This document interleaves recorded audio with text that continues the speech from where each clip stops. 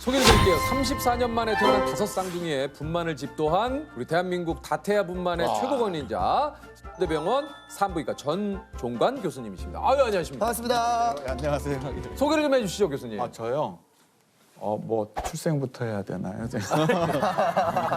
출생부터 하시면 저는 대학병원 산부인과에서 상과 일을 하고 있습니다. 이제 쌍태 임신을 제가 많이 받았고요.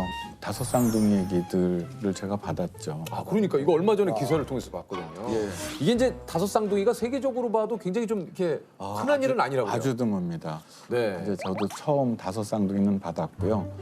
네 쌍둥이도 사실 굉장히 드물고요. 아, 그러니까요. 네 쌍둥이는 제가 지금까지 한 8명? 아우. 네 쌍둥이 8명 정도 제가 받았었고 세 쌍둥이는 한 400에서 450.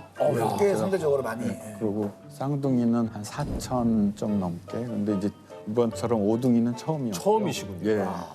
아니 이게 사실 그 분만 당시 상황도 좀 굉장히 좀 다급했을 것 같아요. 좀 예. 상황이 어떠셨는지. 다급했습니다. 지금 5명 아기가 잘 있는데 얘들이 다들 건강하게 잘 태어날 수 있을지 아니면 그중에서 한두 명이 또 잘못될 수 있을지 그거에 대해서 불안했었고요. 얘가 언제 나올지 모르니까 병상을 비워둬야 된다. 그래서 이제 중환자실은 비워두기 시작하고 있었습니다. 아, 그러셨군요. 이게 이제 병원의 의료진이 다 총출동을 하셨다고 얘기 들었어요. 5명이면 5, 4, 20해서 일단 20명이고요.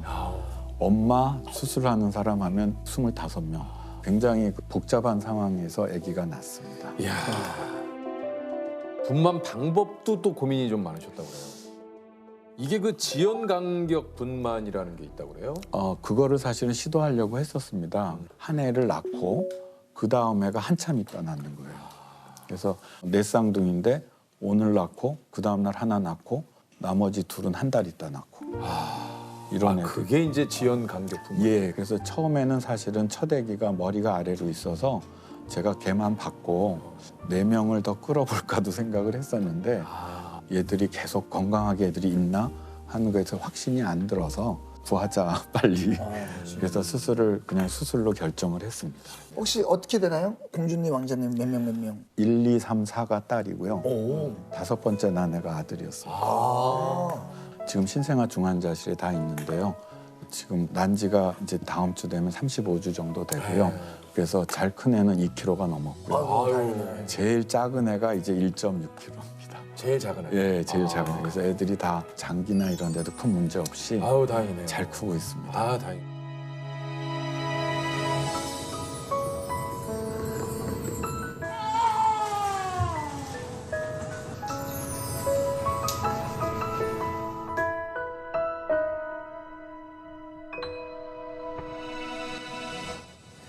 아이고 떴어. 아이고. 아빠. 아, 아빠? 거침없이 바라보는. 오. 아빠 손을 안 놓네.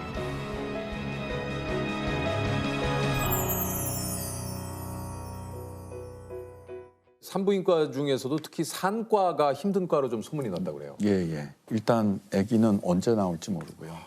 아기가 뭐 새벽 2시에 나올 수도 있고 토요일이나 뭐 휴일에 나올 수도 있고 그래서 다른 분들은 어떻게 뭐 고생을 한다고 이야기를 하는데 제가 이야기하는 거는 애들이 달력도 못 보고 시계도 못 보니까 어른인 내가 좀 참아줘야 되지 않냐고. 네. 사실은 저도 뭐 새벽에 뭐 3시 정도에 병원에서 전화 오면 한참 자다가 한숨 한번 푹 쉬죠. 아, 그렇죠. 어쩔 수 없죠. 네. 이게 뭐 일단 한숨 그러니까 한번 푹 쉬면 예. 나가기 위한 어떤 단계죠, 그게. 네, 그래서 시동 거는 거죠, 내 몸에. 딱 하고 저는 기본적으로 저한테 진료를 보는 모든 임신부랑 가족들한테 사실은 감사합니다. 그러니까 사실은 산부인과 의사가 저만 아니잖아요. 산과 의사가 저만 아닌데 어떻게 이렇게 멀리 여기까지 오셨을까 하는 생각도 사실은 들고요. 그래서 엄마랑 이제 저희는 임신 기간 중에 뭐 10번에서 15번 정도 짧은 기간 동안 만나기 때문에 누구 하면은 사실 기억이 꽤 나거든요. 그래서 그 엄마가 지금 아기 받는다고 생각을 하면 한번 한숨 푹 쉬고 아유 그래도 나가야 되겠다. 나가야죠. 그러고 이제 아기를 받는 거고요.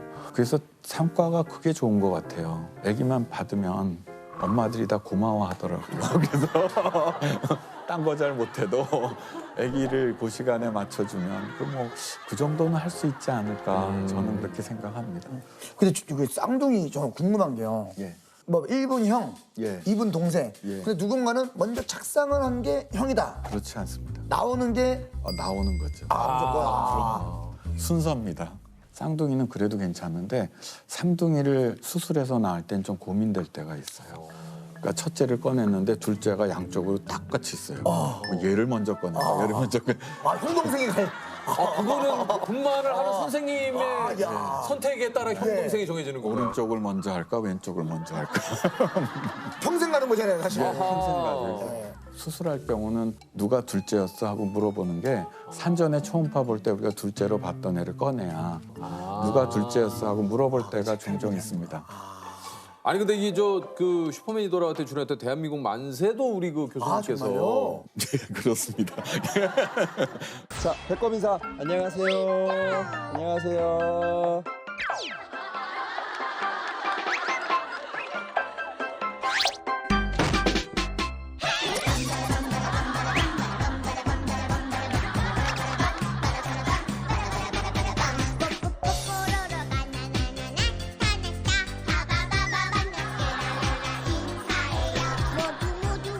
이게 근데 최근에 근황이 공개됐는데 벌써 10살이 됐어요 우리 삼둥이가. 예. 저도 봤습니다. 아 보셨습니까? 저도 봤습니다. 아좀 어떠셨습니까? 이게 또 안녕하세요. 10살 송대한입니다.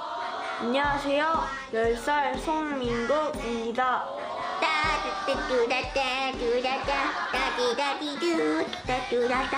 안녕하세요. 성만세 10살 성만세. 안녕하세요. 10살 송만세입니다. 애들이 이제 다 커서 이렇게 하니까 너무 대견하고 네. 그래서 내가 참 산부인과 의사로서 그래도 좋은 일을 하는구나. 저희가 그 스리 특집이라고 해가지고 그 산부인과 레지던트 남궁혜륜 선생님을 만난 적이 있어요. 예. 아유 안녕하세요 선생님. 산부인과 3년차 남궁혜륜이라고 합니다. 아 남궁혜륜 선생님이시군요. 잘한다. 선생님 역시 이게.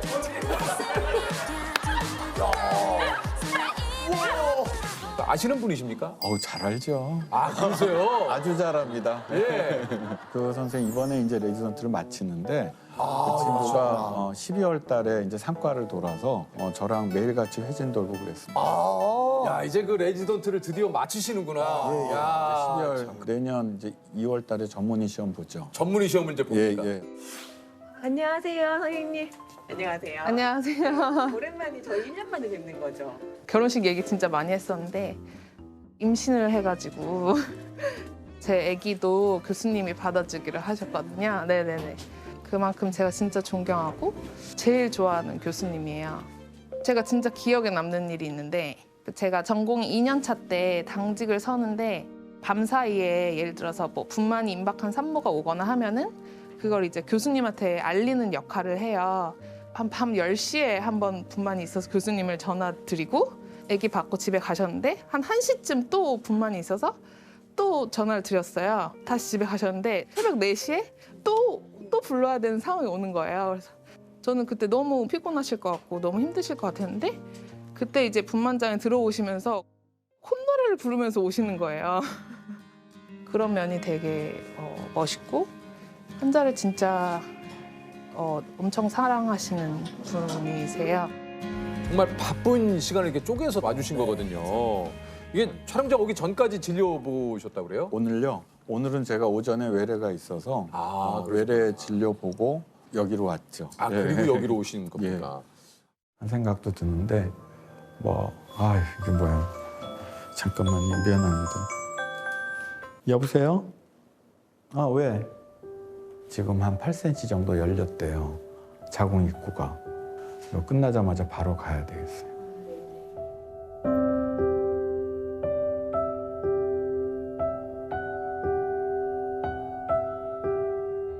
이제 산모분하고 이제 우리 그 의사 선생님하고 서로 그 끈끈한 정이 좀 많이 쌓일 것 같아요. 특히 기억에 남는 뭐 산모분이 혹시 있으신가요? 많죠. 많은데 사실은 제가 이제 이렇게 의사를 하다가 보면 정말 힘들었지만 아기를 잘 낳고 간. 그래서 엄마도 아기도 건강하고 하면은 엄마들한테는 좀 미안하지만 그래도 빨리 잊혀지는 것 같아요.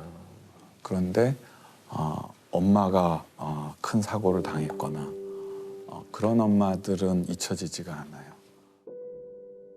아기를 잘 낳고 조금 안 좋긴 했는데 맥박만 좀 빠르고 그래서 CT를 찍으러 CT실에 갔는데 거기서 갑자기 혈압이 정상이 되고 맥박도 정상으로 돌아왔어요. 숨 쉬는 게 불편하지가 않다는 거예요. 그 전까지는 숨이 조금 불편했거든요. 가빴었는데 임신부하고 농담도 했어요. 그래서 엄마 때문에 집에 못 갈 줄 알았는데 갈 수 있겠어 하고 이야기를 했는데 그러고 나서 산모가 30분 있다 사망했어요. 그래서 참 저도 이해가 안 되고 그래서 분만을 접는 의사가 많죠. 그거 직접 겪어보지 않으면 그 얼마나 괴로운지 몰라요. 의사 입장에서도. 그런 일이 생기면 다른 일을 할 수가 없어요. 저는 빚을 갚자고 생각했어요. 그래서 한 명이라도 더 살릴 수 있으면 더 살려야 되겠다 하는 그런 생각으로 다시 시작을 하죠. 그렇지만 잊혀지진 않아요. 제가 죽을 때까지는 아마 기억에 남고 가야죠. 그런 부분들은. 출산 과정에서 정말 기적 같은 일도 일어나는 산모분들도 굉장히 많으시다고 들었어요. 많죠. 예. 쌍둥이인데 17주에 양수가 터졌어요. 아이고야. 그래서 첫째가 양수가 하나도 없어요. 아유, 어떻게 해요? 그래서 포기했죠. 그리고 걔는 뭐 우리가 소위 말하는 정밀 초음파도 안 보고 얘는 어차피 나와서 못 사니까 그 임산부가 28주가 넘어서 진통이 와서 낳았거든요. 그래서 못 살겠구나 했더니 건강하게 살고 건강하게 살았어요.